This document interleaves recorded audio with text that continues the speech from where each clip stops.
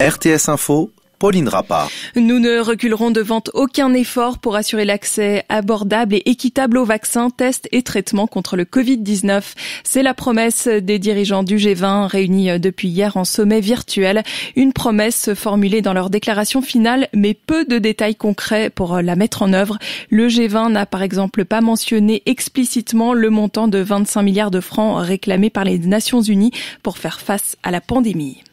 Sur le front de la crise sanitaire en Suisse, la directrice de l'Office fédéral de la santé publique, Anne Lévy, parle d'une amélioration et elle rejette les accusations de l'Organisation mondiale de la santé qui estime que notre pays n'était pas assez préparé à la deuxième vague. Dans le Sonntagsblick, Anne Lévy se dit convaincue que nous allons pour le moment dans la bonne direction.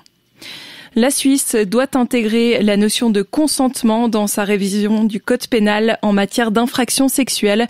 C'est ce que demandent les collectifs romans de la grève des femmes. Demande formulée à l'occasion de la Journée internationale pour l'élimination de la violence à l'égard des femmes qui a lieu ce mercredi 25 novembre. Aujourd'hui, pour qu'un viol soit reconnu comme tel par la justice, il faut prouver qu'il y a eu contrainte. Les collectifs estiment que cette définition ignore notamment l'état de sidération rapporté par de nombreuses personnes qui ont subi un viol. Elle avait témoigné de son expérience dès les années 80 dans les écoles de Suisse, françaises et genevoises d'adoption, résistantes et déportées. Noëlla Rouget est morte aujourd'hui dans sa 101e année. Ses biographes disent perdre une grande amie, une très belle personne qui continuera de nous inspirer. Un premier avion cargo chargé d'aide humanitaire, matériel médical, kit d'hygiène, couverture et affrété par la France est arrivé aujourd'hui à Yerevan, capitale arménienne. Il s'agit de venir en aide à la population affectée par le conflit du Haut-Karabakh. Les Arméniens de cette région font leurs bagages. Les habitants de 3 districts de la région séparatiste doivent quitter les lieux avant le 1er décembre, selon l'accord conclu avec l'Azerbaïdjan. Un peu de sport à présent et du football, 8e journée de Super League, 3 rencontres et 3 nuls de partout entre Lausanne Sport et Saint-Gall. Même score entre Sion et Zurich et c'est un partout entre Servette et Lugano.